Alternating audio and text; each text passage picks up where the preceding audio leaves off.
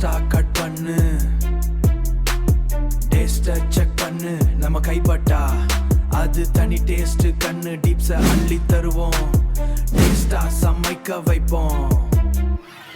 அடுப்ப பத்த வை, கடாய தூக்கி வை, கடுகு தாளிக்கும் சத்தம் அது ஒரு சங்கீதம். காரைக்குடி சிக்கன் மணக்க மணக்க மட்டன், இதுக்கு இல்ல காம்படிஷன். நறுமணம் வீசும் மசாலா சுவையேதான் நம்ம சமையலோட மேஜிக். இது சுவையின் சாம்ராஜ்யம், நம்ம கைமணம்.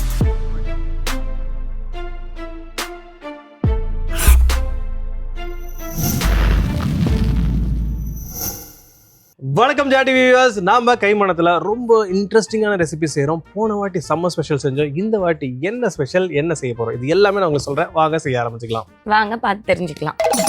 பார்த்தல தெரிஞ்சிச்சு உனக்கு? தெரிஞ்சிச்சு. என்ன தெரிஞ்சிச்சு சொல்லு. இது வடகம். வடகமா? அது வடகம். சரி, இது வந்து பொரிச்சு சாப்பிடக்கூடிய ஒரு பொருள். மக்களே இது வடகம். சரி நெக்ஸ்ட். சரி, அது என்ன? அப்பளம். இது வந்து அப்பள பூன்னு கூட உனக்கு தெரியல. வடகமா? It's okay, you carry on. நாம இன்னைக்கு ஒரு அருமையான டிஷ், ஓகே, அற்புதமான டிஷ். அத நான் சொல்றேன். இந்த மாதிரி பேசும்போது தான் காண்டாவுது. ஆனா அந்த டிஷ் என்னன்றது நீ தான் சொல்ற. சரி, ஓகே, சொல்லு பாப்போம். அப்பளப்பூ. அது வந்து கைண்ட் ஆஃப் சீ ஃபுட் மாதிரி தான் தெரியுது. என்னது அது? என்ன இதுன்னு பார்த்து சொல்லு. 4 நாள் சோறு தண்ணி இல்லாம செத்து போன மீன் மாதிரி இருக்கு. ஒன்ன மாதிரியே இருக்கு. ஓகே, ஒரு லிமிட் இல்ல பரதேசி. அடுத்து அவ்வளவுதான். இது டீட்டெயில் தெரியும், வேற எதுவும் தெரியாது. சீ ஃபுட் எனக்கு அலர்ஜி, செய்யறது கிடையாது. இது என்னன்னு தெரியல உனக்கு. என்னது இது? கருவாடுன்னு சொல்லுவாங்களே, அத கூட உனக்கு தெரியல. Okay okay okay okay. இந்த நடி வேணாம் இல்ல, ஆனா இந்த அநியாயத்து நடிப்பு. சரி, அப்ப இது என்ன? இது கருவாடு இல்லையா? அதுவும் ஒரு டைப் ஆஃப் கருவாடு மாதிரி தான் இருக்குல்ல. எஸ். அது என்னன்னு கண்டுபிடி பாப்போம். சரி, ஓகே, ஆரம்பிக்கலாம். இல்ல, அதுக்குள்ள கண்டுபிடிக்கிறேன். என்ன இதுன்னு கையில எடுத்துக்கலாங்களா? இது பேர் என்ன? இது பேர் என்ன? ஒன்னும் தெரியாது. அது பேர் தெரியும். அது பேரு பிங்க் பிரிஞ்சால். பச்சை பிரிஞ்சால். இது சத்தியமா தெரியல செஃப். தெரியலையா? பீன்ஸ் மாதிரி இருக்கு, பட் என்னன்னு தெரியாது எக்ஸாக்ட்டா. அதுவும் தெரியல, இதுவும் தெரியல. என்னதான் இவ்வளவு நாள் நீ குக்கிங் கத்துக்கிற? இதுவே நீங்க வந்து அந்த கத்திரிக்காவை எடுத்துட்டு அரியறதுக்குன்னு தான் தெரியும். இது என்னது இது? இது நான் சிம்பிள் ஸ்டைல். வட்டிவேல் ஏதோ ஒரு படத்துல அதாவது அமைதிக்கு தூதுக்கு டிங்கிடிக்கின்னு வெஜிடபிள் வரும், அந்த மாதிரி ஏதோ போட்டு வரையே. என்னது இது? செஃப், நான் யூனிக்கா தான் பண்றேன், கண்டுக்காதீங்க. சரி, போய் சொல்லலாம். ஸோ ஃபர்ஸ்ட் டிஷ் நம்ம என்ன பண்ண போறோம்னு கண்டுபிடிச்சிட்டியா? எஸ். என்ன? கருவாட்டு குழம்பு இல்ல, கருவாட்டு தொக்கு. கரெக்டா? ஏ, என்ன ஒரு ஆனந்தம் அந்த கரடி முஞ்சனுக்கு. இல்ல, இமோஷனல் டேமேஜ். பச்சை கத்திரிக்காய் கருவாட்டு தொக்கு. சொல்லு. பச்சை கத்திரிக்காய் கருவாட்டு தொக்கு. ஸோ இப்போ நம்ம இதுக்கு கடுகு உளுத்தம் பருப்பு ஆட் பண்றோம். ஓகே செஃப், இது என்ன கருவாடுன்னு கண்டுபிடிச்சிட்டேன். என்ன கருவாடு? நெத்திலி கருவாடு. பிரேக் விட்ட கேப்ல இது நெத்திலி கருவாடா? Very good. உனக்கு வேணா ஒரே ஒரு க்ளூ தரேன். இது வந்து சைவ கருவாடு. சொல்லு. கருவாடுனாலே தெரியாது, சைவ கருவாடு தான். என்னம்மா நீ இவ்வளோ நாள் ஷோவில் இருக்கு, இது கூட தெரியலையாம்மா உனக்கு? ஸோ மோஸ்ட்லி வந்து இந்த பச்சை கத்திரிக்காயோட அவைலபிலிட்டி கிடைக்க பார்த்தா, எஸ்பெஷலி இந்த சம்மரில் இந்த பச்சை கத்திரிக்காய் ஸ்பெஷல்னு சொல்லலாம். ஸோ அதில் வந்து எஸ்பெஷலி இந்த கருவாட்டு தொக்கு மாதிரி வைக்க போகிறோம். அது வந்து ஒரு not a very common thing, but ஒரு டிஃப்ரெண்ட்டாக டேஸ்ட்டாக இருக்கும். என்ன கையெல்லாம் படுதா? குக்கிங் வந்துட்டு அப்படிதான், ரணகல பூமி இது, புரியுதா? இங்கே பேர் என்ன பயந்துட்டீங்களா? எங்கம்மா 6 கிலோமீட்டருக்கு அந்தாண்ட ஓடுற? ஓகே, இல்லை ஏதோ வாய் பேசு, இப்போ பேசு. அப்படிலாம் பண்ணாதீங்க. ஜஸ்ட் எனக்கு ஹேண்டில் பண்ண தெரியுன்றதுனால இந்த பொண்ணை சும்மா ஏமாத்துறதுக்காக அப்படி பண்ணேன். But otherwise you have to be very careful. இதில் நான் என்ன பண்ணியிருக்கேன்னு பார்த்தீங்கன்னா, பெரிய வெங்காயம், அது கூட காஞ்ச மிளகா, இது ரெண்டுத்தையும் நான் இங்கே அரைச்சி வச்சுருக்கேன். இந்த பேஸ்ட் இப்போ இதில் நம்ம ஆட் பண்ண போகிறோம்.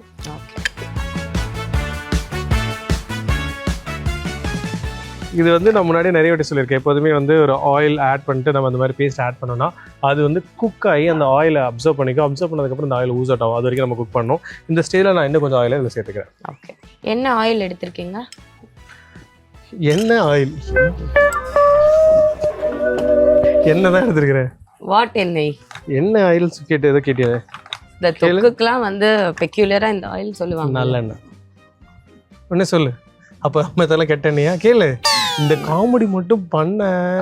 ஸோ இது இங்கே குக் ஆகிட்டே இருக்கிறதுக்குள்ள நம்ம சைட் பை சைடு இந்த டிஷ்ஷுக்கு தேவையான தக்காளியை கட் பண்ணிக்கலாம். ஓகே. ஸோ இப்போ பார்த்தீங்கன்னா நம்மளுடைய எண்ணெய் எல்லாம் நல்லா அப்சர்வ் பண்ணி சூப்பராக குக் ஆக ஆரம்பிச்சு. இந்த ஸ்டேஜில் இதுக்கு தேவையான தக்காளியை ஆட் பண்ண போகிறோம். நாட்டு தக்காளி ரொம்ப முக்கியம். கடையிலே கேட்குறோமா நாட்டு தக்காளின்னு? நாட்டுக்கு போனால் கிடைக்கும்.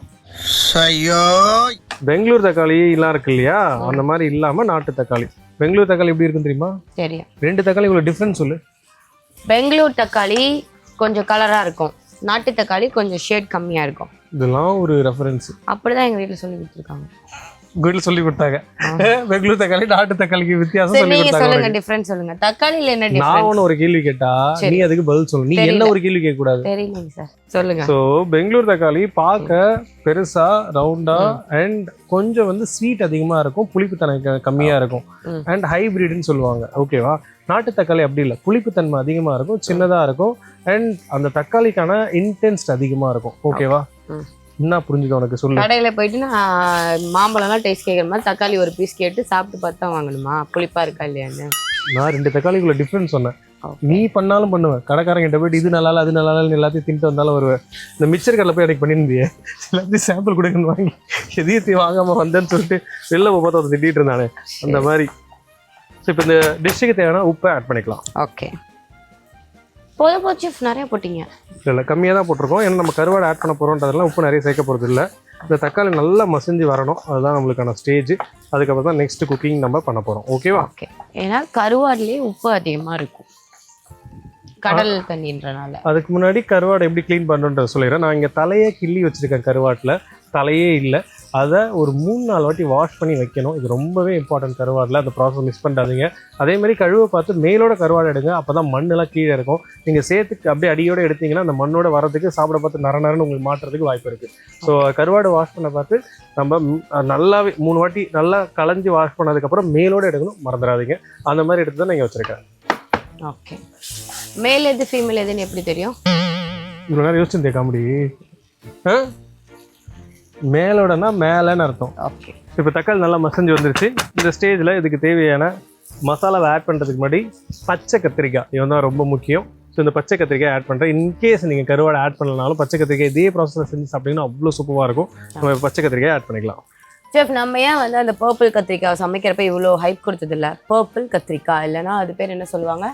பர்பிளுக்கு தமிழ்னா கத்திரிப்பூ கத்திரிக்காய்ன்னு ஏன் சொன்னதில்ல? பச்சையை மட்டும் இவ்வளோ ஹைப் கொடுக்குறீங்க. சில சீசனல் வெஜிடபிள் இருக்கு இல்லையா, அதேமாரி சில சீசனல் வெஜிடபிள்ன்ற தாண்டி சில டைமில் தான் அது கிடைக்குன்ற மாதிரி விஷயங்கள் இருக்கு. ஸோ இப்போ இந்த கத்திரிக்காய் நல்லா மசிஞ்சு வந்த உடனே நம்ம இதுக்கு தேவையான மசாலாஸை இப்போ ஆட் பண்ண போகிறோம். ஓகே. முதல்ல சில்லி பவுடர், கொரியாண்டர் பவுடர், ஒரு சிட்டிக்கிழக்கு மஞ்சத்தூள். இந்த ஸ்டேஜில் தான் இதுக்கு தேவையான இஞ்சி பூண்டு விழுதை ஆட் பண்ண போகிறோம். நார்மலி என்ன பண்ணுவாங்கன்னா இது பேஸ்ட்டாக அரைக்காமல் நீங்கள் ஹோலாக போடுறீங்கன்னா அதே டைமில் ஆட் பண்ணிக்கலாம். நீங்கள் இது முன்னாடியே ஆட் பண்ணிங்கன்னா தீயும் ஆரம்பிக்கும், அதே சேம் டைம் உங்களுக்கு வந்து அந்த முன்னாடி நம்ம போட்டிருக்கக்கூடிய வரமிளகாவோட ஃப்ளேவர் அதிகமாக இருக்கும். அதனால் நல்லா குக் ஆனதுக்கப்புறம் இந்த ஸ்டேஜில் நீங்கள் இஞ்சி பூண்டு விழுதை சேர்த்துக்கோங்க. இப்போ கொஞ்சம் எண்ணெயை சேர்த்துட்டு நம்ம இதை நல்லா ரோஸ்ட் பண்ண போகிறோம்.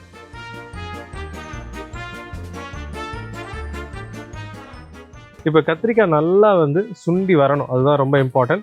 இப்போ நம்ம கொஞ்சமாக தண்ணியை சேர்த்துட்டு இது நம்ம மினிமம் ஒரு 5 to 10 minutes குக் பண்ண போகிறோம். நான் ஊற்றுறேன். வேண்டாம். ஏன் வேணாம் சொல்லு. அதிகமாக ஊற்றிடுவேன், பயம். அதெல்லாம் ஒன்றும் இல்லை, நல்லா போயிட்டு இருக்க டிஷ் தான், நீ ஏதாவது பண்ணுவேன்ற ஒரு பயம். இந்த பேச்செல்லாம் என்கிட்ட வச்சுக்காதீங்க. ஸோ இப்போ நம்ம இந்த ரேஞ்சுக்கு மாற்றிக்கலாம். ஓகே, கொடுங்க. இப்போ நெக்ஸ்ட்டு வந்து நோ எல்லாத்துக்கும் 10 கரண்டியை போடுறோமா நீ? ஒரு கத்திரிக்காய் கூட வெளில போகக்கூடாது, புரியுதா? சரி, பத்திரமா பார்த்துக்கிற எல்லாரையும். வெளில போனாங்க அடி கிடைக்கும். பிடிச்சிக்கோ வேணா, எங்க பிடி பார்ப்போம். எப்படி பேசினாலும் கேட்டு போடுறானே. பச்சை கத்திரிக்காய் அண்ட் கருவாட்டு தொக்குக்கு இங்கே ஆல்மோஸ்ட் எல்லாம் ரெடி. இது நல்லா சுருண்டு வரணும். பச்சை கத்திரிக்காய் வந்து அது நல்லா வேகணுன்றது தான் இம்பார்ட்டண்டான கீ. ஸ்லோ ஃப்ளேமில் அதை குக் பண்ணுங்கள். அது நல்லா மசிஞ்சு வர பார்த்து நம்ம அதில் கருவாட்டை சேர்த்து ஃபினிஷ் பண்ணோன்னா அது டன். அதுக்கப்புறம் நம்ம இங்கே பண்ண போகிறது கொத்தவரங்காய் கத்திரிக்காயோடைய ஃப்ரை பண்ண போகிறோம். அது எப்படி பண்ண போகிறோம்னு பார்த்தீங்கன்னா அது கூட வாழைப்பூ எல்லாத்தையுமே சேர்த்து ட்ரை ஃப்ரை மாதிரி பண்ண போகிறோம். இதில் எல்லாத்துலேயுமே வந்து நார்மலி நிறைய பேருக்கு வந்து கருவாடு கம்மியாக இருந்தால் போதும், ஆனால் கருவாடு ஃப்ளேவர் நிறைய பிடிக்கும். அது கூட மற்ற விஷயத்தில் சேர்த்து இன்னும் நல்லா இருக்குன்னு நினைப்பாங்க. அவங்களுக்கான ஒரு ஆப்டான டிஷ்னு இது சொல்லலாம். அதுக்கு தேவையான கொத்தவரங்காய் இங்கே வச்சுருக்கேன், அதை நான் கட் பண்ணிக்க போகிறேன். சைட் பை சைடு வந்து எல்லாத்தையுமே நம்ம இதை ரெடி பண்ணிவிட்டு எப்படி பண்ணுறது தான் உங்களுக்கு காமிக்கிறேன். செஃப் இது பேர் கண்டுபிடிச்சிட்டேன், வாழைப்பூ. ஃபைனலி. ஸோ கொத்தவரங்காயம் நம்ம இந்த கருவாடு மாதிரியே கட் பண்ணிக்க போகிறோம். ஸோ இப்போ நம்ம இதுக்கு தேவையான வெஜிடபிள்ஸ் எல்லாத்தையும் கட் பண்ணியாச்சு. நெக்ஸ்ட் அதை ரோஸ்ட் பண்ண போகிறோம். அதுக்கு முன்னாடி ஐயோ இந்த பொண்ணுக்கிட்ட இதை காப்பாற்றணும். என்ன பண்ணுறீங்க? ரோஸ்ட்.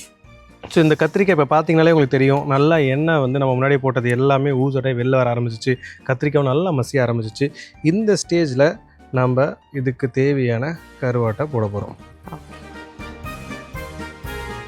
இந்த நெத்திலி கருவாடு அப்படியே இந்த ஸ்டீமோடு சேர்த்து ஒரு ரோஸ்ட் ஆகிட்டே இருக்கணும் ஸ்லோவாக. அதையும் நம்ம போனால் போதுன்னு சொல்லிட்டு பக்கத்துலேயே தண்டமாக நிற்கிறதுனால கீழே கொடுத்து இதையும் குக் பண்ண சொல்லிவிடுவோம். ஓகே. உடையாதுங்களா கத்திரிக்காய்? கத்திரிக்காய் உடையணும், மசிஞ்சு வரணும். ஒரு தொக்குனா எப்படி இருக்கும் தெரியுமா? தூக்கி வெளியே வெளிச்சிருங்க. சுச்சோ பாரு, ஒரு நாள் தான் பயப்படுற. சூடாலாம் இல்லை, பச்சை கத்திரிக்காய் கருவாட்டு தொக்கு ஆல்மோஸ்ட் ரெடின்னு சொல்லலாம். இந்த கருவாடு வந்து அதோட மசிஞ்சு அந்த குக் ஆகிற டைமிங் மட்டும்தான். இதை எடுத்து இந்த பொறுப்பு உங்ககிட்ட ஒப்படைக்கிறேன், அது ஒழுங்காக வரணும். ஓகே. ஸோ ஃபஸ்ட்டு நம்ம இதை குக் பண்ண போகிறதுக்கு முன்னாடி எல்லாமே ஒரு ரோஸ்ட் ஒன்று பண்ண போகிறோம் ஆயிலில். இது வந்து ஒரு மேஜிக்னு சொல்லலாம். ஸோ இந்த ரோஸ்ட்டில் வந்து வெஜிடபிள் மட்டும்தான் நம்ம ஸ்ட்ரெயிட்டாக பேனில் போட்டு குக் பண்ண போகிறோம். அதுக்கு முன்னாடி ஒரு 3-4 இன்க்ரீடியன்ட் ரோஸ்ட் பண்ணி எடுக்க போகிறோம். அதில் ஒரு சர்ப்ரைஸ் இன்க்ரீடியண்ட்டும் இருக்குது. குக் பண்ண பார்த்து காட்டுறேன். ஓகே. தேவையான அளவு ஆயில் விட்டுக்கலாம். ஸோ இந்த ஃப்ரை பண்ணி எடுக்க வேண்டிய ஐட்டங்கள் என்னென்னு பார்த்தீங்கன்னா, நம்ம இங்கே வாழைப்பூ வச்சுருக்கோம், அதை வந்து ஃப்ரை பண்ணி எடுக்க போகிறோம். கருவாடு லைட்டாக ஃப்ரை பண்ணாலே போதும். இதை விட ட்விஸ்ட் என்னென்னு பார்த்தீங்கன்னா, அப்பளப்பூ ஃப்ரை பண்ணி எடுக்க போகிறோம். ஸோ இந்த நெத்திலி கருவாடு ரோஸ்ட் எப்படி இருக்குன்னு பார்த்தீங்கன்னா, ரோஸ்ட் பண்ணி முடிச்சதுக்கப்புறம் நிறைய பேர் வந்து கல்யாண வீட்டில் வந்து இந்த பாயசத்தை கூட வந்து பாப்படை போட்டு சாப்பிடுவாங்க. பார்த்துருக்கேன்? எஸ் நான் பண்ணியிருக்கேன். நீ பண்ணியிருக்கியா? பண்ணியிருக்கேன். My favourite. ஓகே. ஸோ அந்த மாதிரி இந்த கருவாட்டு ரோஸ்ட்டோட இந்த அப்பளப்பூவை ஃபைனலாக நம்ம அதை அப்படியே ஒரு க்ரஷ் பண்ணி போட்டோன்னா டேஸ்ட் வேறு மாதிரி இருக்கும். அதுதான் நம்ம இன்றைக்கி பண்ண போகிறது. ஸோ இப்போ ஃபஸ்ட்டு நம்ம நல்லா ஒரு சூடு ஆனதுக்கப்புறம் நம்ம அப்பளத்தை போட்டு எடுத்துக்கலாம். இது அப்பளம் கிடையாது, அப்பளப்பூன்னு சொல்லலாம். இதை அவ்வளோதான் நான் சைச்சே. ஆமாம், இது வந்து ஒரு கல்யாண வீட்டில் வந்து டிஷ்ஷஸ்லாம் செஞ்சு முடிச்சுட்டு அந்த ஷெஃப்ஸ் அண்ட் குக்ஸ் எல்லோரும் இருப்பாங்க இல்லையா, அவங்க வந்து மறுநாள் வந்து ஒரு இடத்துல அவங்கள பார்த்தேன். அவங்க வந்து இந்த மாதிரி ஒரு டிஷ் பண்ணிகிட்டு இருந்தாங்க. வாசனை சரியான வாசனை.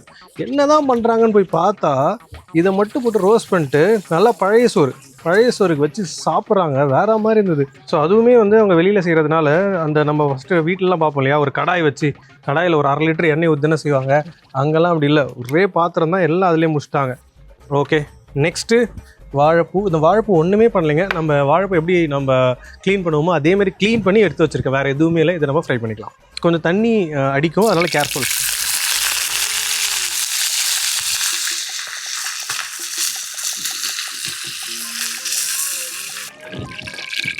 ஸோ இது முடிஞ்சதுக்கப்புறம் நாம் இந்த கருவாடு ரெடி பண்ணி வச்சுருக்கோம் இல்லையா, இதையும் லைட்டாக ஃப்ரை பண்ணி எடுத்துக்கலாம்.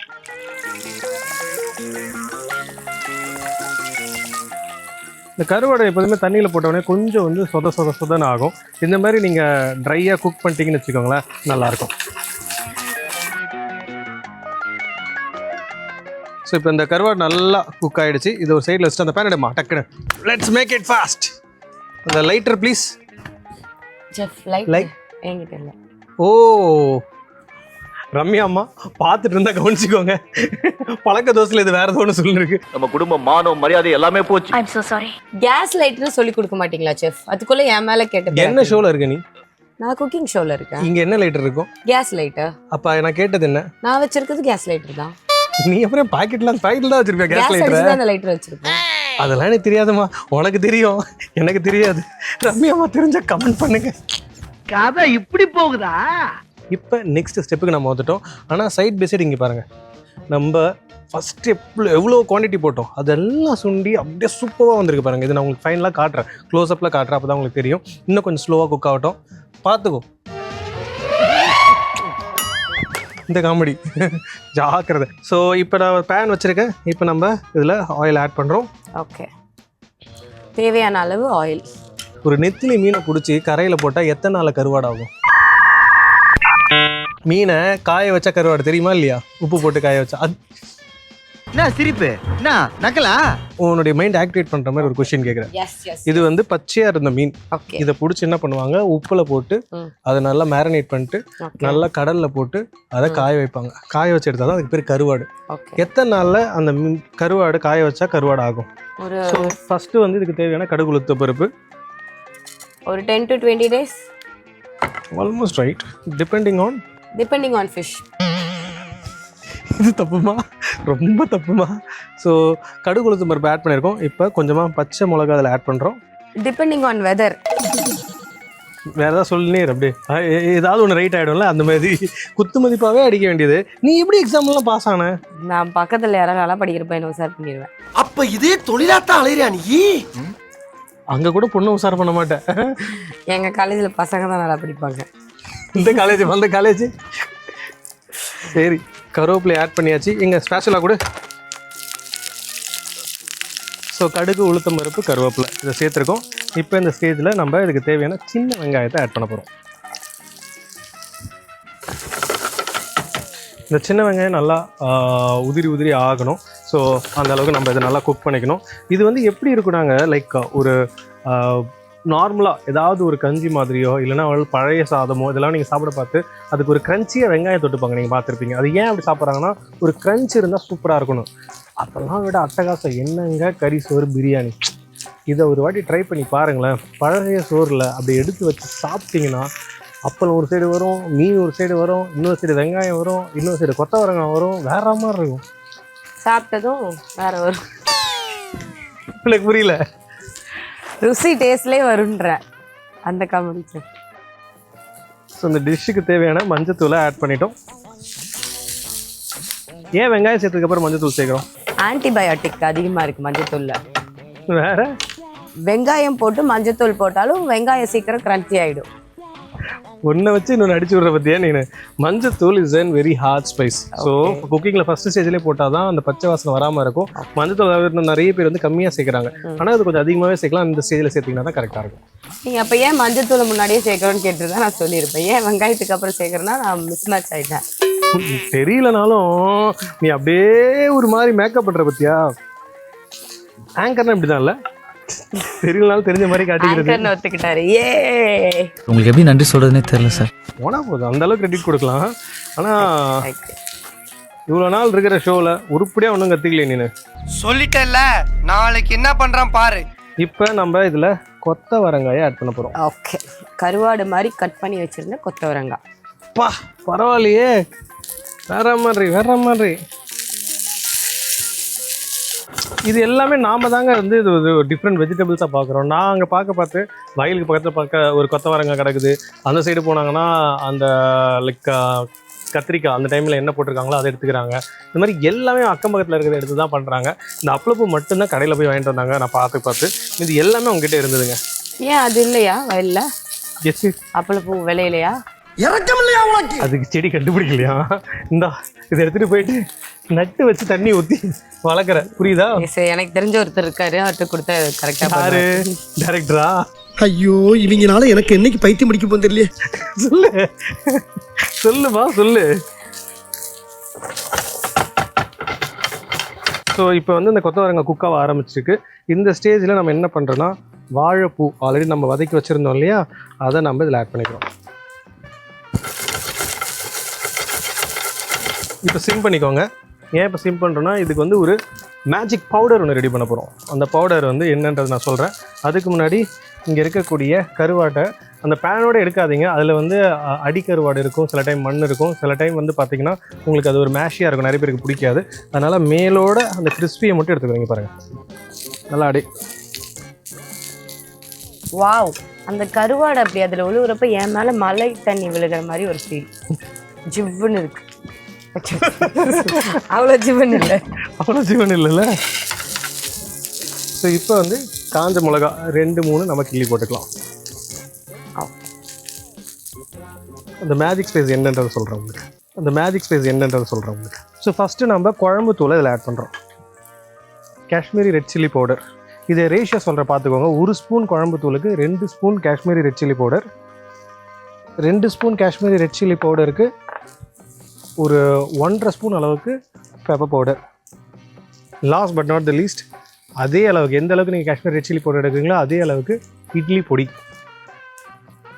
இவனுங்களை அப்படியே ஒரு மிக்ஸ் பண்ணி, இவனுங்க தான் அந்த மேஜிக் மசாலா பொடி. இவனுங்களை தூவி தூவி தூவி தூவி டாஸ் பண்ணணும். அதுக்கு முன்னாடி இன்னும் கொஞ்சம் கருவேப்பிலையை இதில் ஆட் பண்ணிவிடுவோம். அதாவது அந்த மசாலாவில் ஆட் பண்ண போகிறோம், அதையும் நான் உருவி வச்சுக்கிறேன். இப்போ நெக்ஸ்ட் ஸ்டெப் என்னன்னு பார்த்தீங்கன்னா, கொஞ்சமாக கருவேப்பிலையை போட்டுட்டு இந்த பவுடரை போட்டு அப்படியே டாஸ் பண்ணிகிட்டே இருந்தோன்னா அந்த பவுடர் எல்லா இடத்துலையும் மட்டும் அப்படியே ஒரு மேஜிக்கை க்ரியேட் பண்ணுவோம். எடுத்து சாப்பிட்டா முழுலாம் முறுமுறுன்னு இருக்கும். எண்டில் நம்ம அப்பளப்பூ போட போகிறோம். இப்போ இதுலேயே ஒரு சின்ன ட்விஸ்ட் இருக்குது. இது வந்து ஆப்ஷனல் தான், அதில் பண்ண பார்த்தா அப்படி பண்ணியிருந்தாங்க. அதே ரெசிபி நான் யூஸ் பண்ணுறேன், நீங்கள் அதை வேணால் ஸ்கிப் பண்ணலாம். ஏன்னா நிறைய பேருக்கு அது பிடிக்காது. இந்த ஸ்டேஜில் அவங்க வந்து ஊறுகாவும் ஆட் பண்ணியிருந்தாங்க. ஊறுகாய் ஆட் பண்ணதுக்கப்புறம் தான் இந்த ஸ்பைசஸை ஆட் பண்ணுறாங்க. அந்த ஊறுகாய் தான் அந்த கோட்டிங்கே உண்டாக்குது. ஸோ நான் அந்த ஊறுகாயை எடுத்து வச்சுருக்கேன், அதை நம்ம கொஞ்சமாக ஆட் பண்ணிக்கலாம். லெமன் ஊறுகாய் நிறைய ஆட் பண்ணிடாதீங்க. உப்பு ரொம்ப கேர்ஃபுல். இது வரைக்கும் நான் தான் உப்பே சேர்க்கல. கருவாட்டிலையும் உப்பு இருக்கும், ஊறுகாயிலையும் அந்த டேங்கினஸ் அண்ட் உப்பு இருக்கும். அதெல்லாம் நீங்கள் மைண்டில் ஞாபகம் வச்சுக்கோங்க. ஸோ இப்போ நம்ம இதை நல்லா மிக்ஸ் பண்ணிப்போம். இந்த ஸ்பைசஸை போட்டு மிக்ஸ் பண்ணிவிட்டு அதுக்கப்புறம் தான் உங்களுக்கு தேவையான உப்பு நீங்கள் இது பண்ண. இப்போ ஹை ரேஞ்சில் வச்சாச்சு. இப்போ இந்த மசாலா தூக்கிங்க வந்தாச்சு. தூவ டாஸ் பண்ண வேறு மாதிரி. இது வந்து சீசனல் வெஜிடபிள் எது வேணாலும் நம்ம ஆட் பண்ணிக்கலாம். இப்போ தான் நம்ம இந்த பவுடர் ஆட் பண்ண போகிறோம். ஓகே.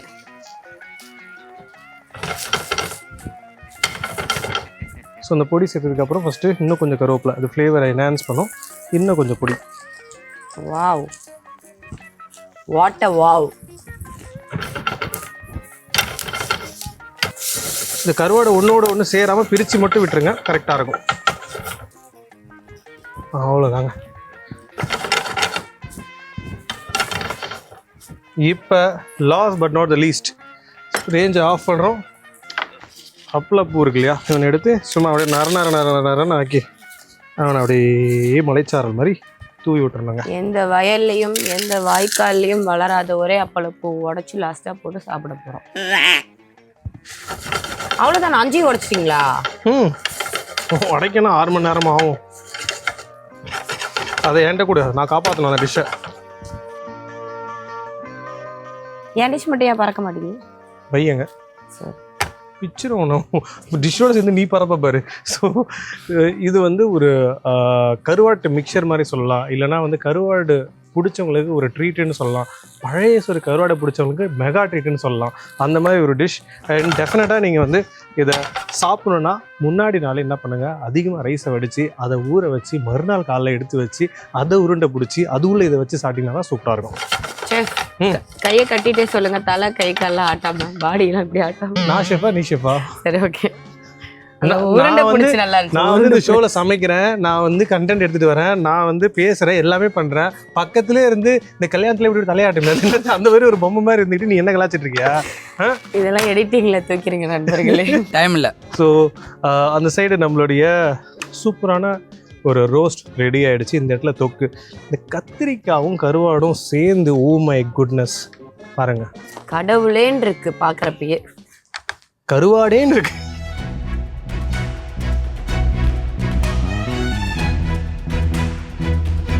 ஒரு சீ ஃபுட்டை தாண்டி இந்த கருவாடுன்றது எமோஷன் நிறைய பேருக்கு தெரியும். எஸ்பெஷலி வந்து இந்த தடைக்காலம் முடியல இன்னும். ஸோ முடிஞ்சாலுமே அதுக்குள்ளே மீன்லாம் ஃப்ரெஷ்ஷாக கிடச்சிடாது.